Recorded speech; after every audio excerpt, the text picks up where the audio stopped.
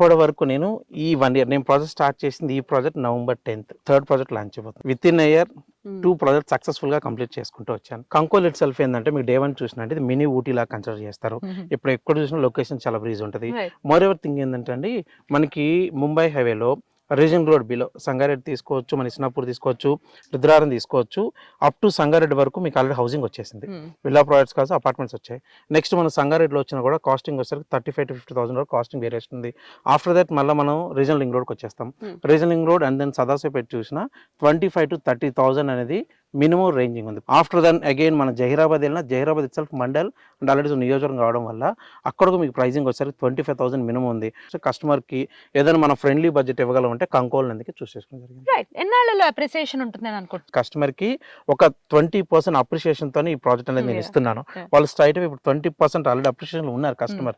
With in a short period of మనకి నిమ్స్ అనేది start ఒక 5 years వచ్చింది అనుకుందాం.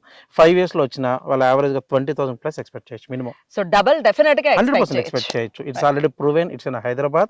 It's హెచ్ఎండే multiple city. మనకు నిమ్స్ దగ్గరలో మనం పర్చేస్ చేయాలంటే గుడ్ ఆప్షనే. కానీ ప్రైజింగ్ అనేది రిటర్న్స్లో ఇన్వెస్ట్మెంట్ ఎక్స్పెక్ట్ చాలా ఇంపార్టెంట్. ఇప్పుడు మనం వెళ్ళిపోయి నిమ్స్ దగ్గరలో పర్చేస్ చేయాలంటే 16,000 to 20,000 వేరియేషన్ ఉంది ప్రైస్ రేంజ్.